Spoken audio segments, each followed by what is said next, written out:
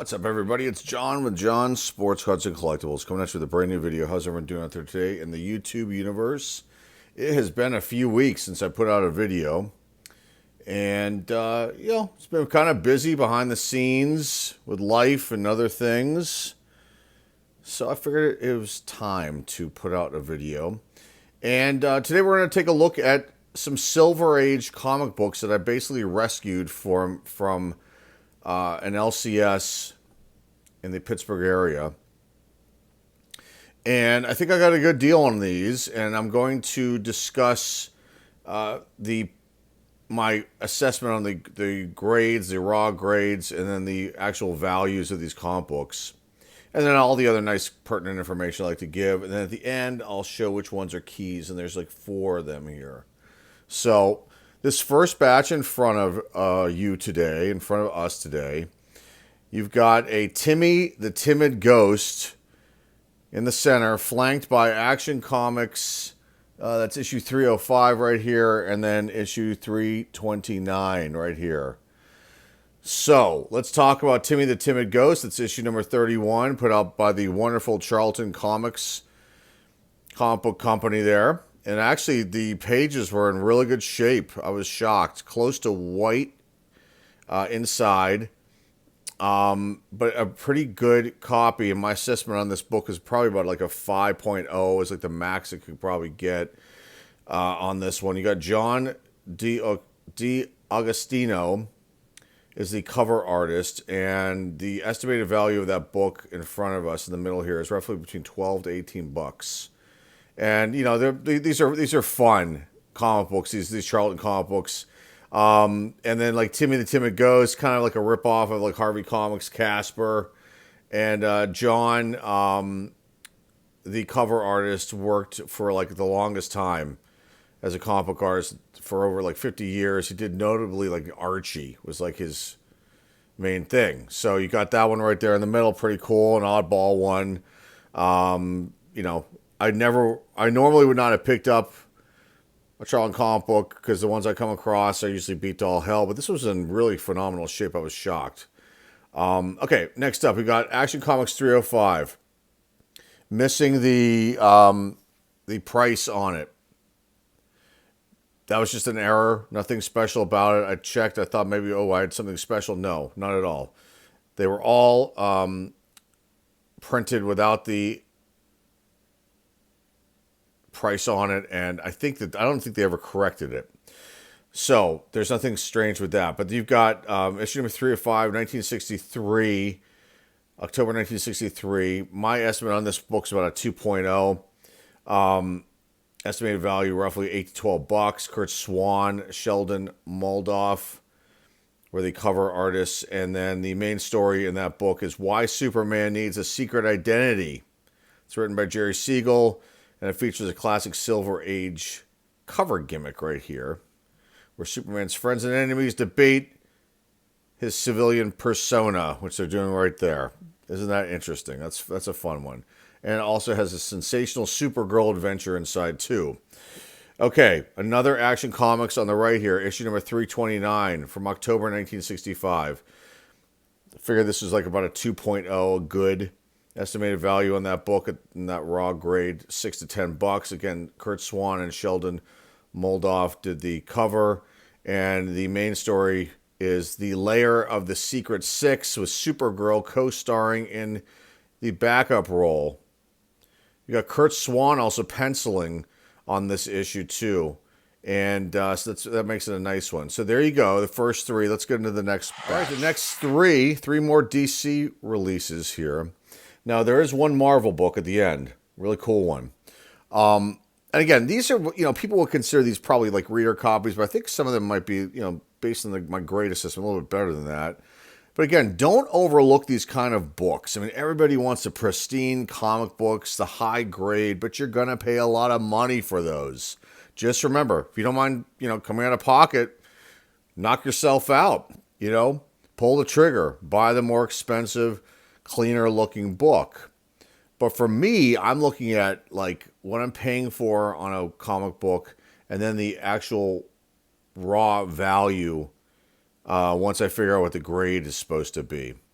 And then, these are just things that sit in the collection. I'll have to figure out down the road what to do with them. But let's get into this next batch here. You've got a really cool one in the middle. Rip Hunter Time Master, issue number 29. And then you've also got here Action Comics 369 right here. And then we're on the right-hand side, you got Strange Adventures, issue 158. Okay, so Rip Hunter Time Master, issue 29 from December 1965. Roughly raw grade 2.5, a good plus, estimated value in that grade $8 to $12. Cover artist Gil Kane on this one.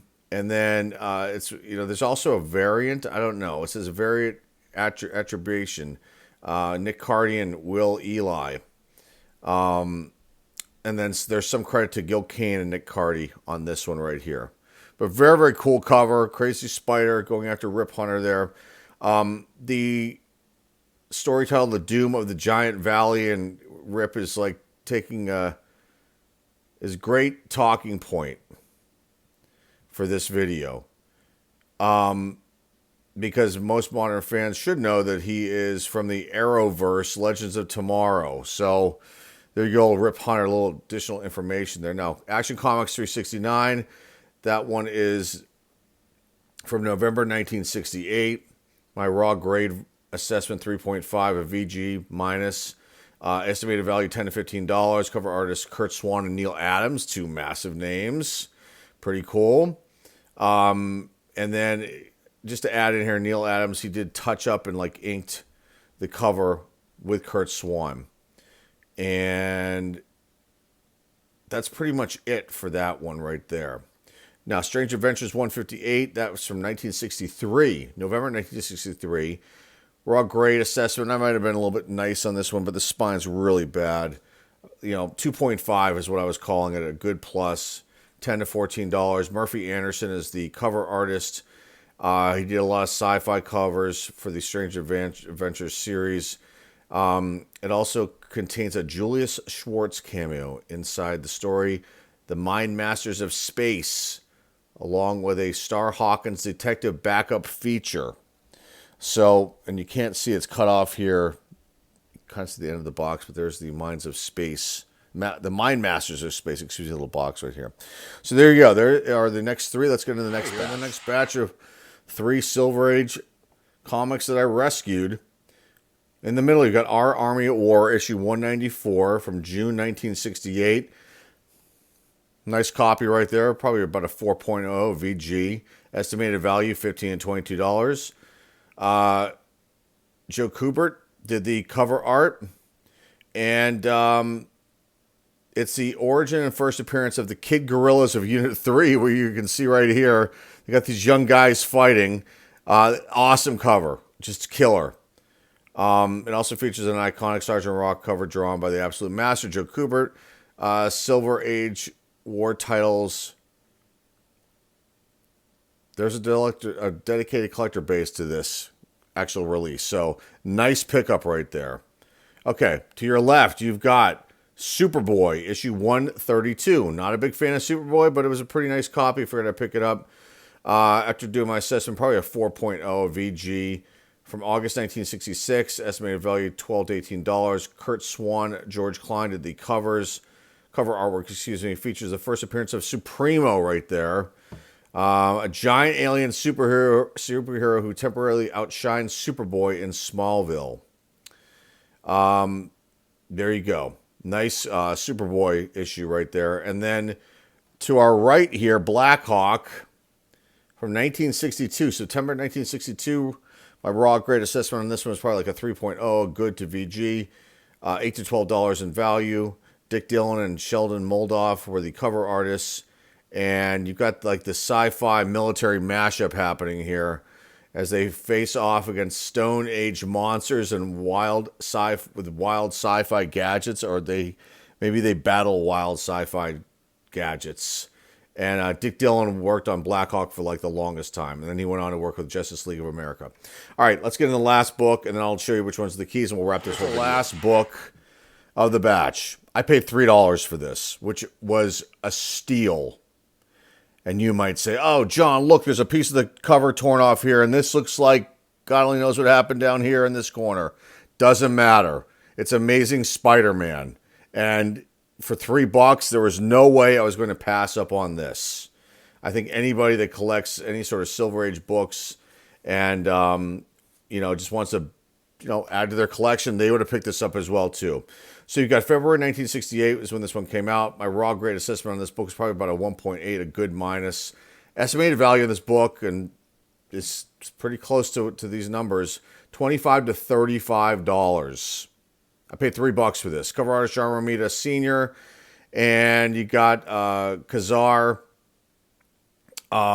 is in this, or on this cover. You've got, let's see, early appearances of Captain George Stacy and Gwen Stacy. And there you go. We're going to talk about which are keys in 1 second. But this was like an awesome find. I only have a handful of like Silver Age Spider-Man comic books. And I'm not going to go, break the bank and buy, super high grade copies. But I wasn't going to pass this one up for $3. Hell yeah. And that's the thing, folks, when you're out there looking and you're looking in these kind of long boxes that have these cheaper comic books, take your time, go through them, take pictures, let the AI help you out in figuring out what's what. But let's get into these keys, and I'll talk a little more about my my gameplay when I go and try to look for these comic books. Let's wrap this up. We've got actually 5 keys. One major right in the middle right there, and there's other minor ones, and some people could argue about that, but, this is my video, and I don't care. I'm going to go off of what information I have here. So let's talk about these 2 minor keys that can't fit on the screen and why. Superboy, that is the first appearance of Supremo. Some people would call that a minor key because of just that. And then you've got this one here, this Action Comics 369. Because of Neil Adams. It's like an early one that he worked on. He started to revolutionize DC's visual style. And there it is. So some might consider that a minor key. The other minor keys are, let's do Rip Hunter, Time Master, issue 29. That was the series milestone, the last issue of the run.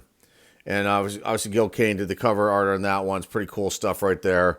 And, collectors who collect Rip Hunter want that oddball sci-fi type stuff. That's an issue that they would want because it's the last one of the run.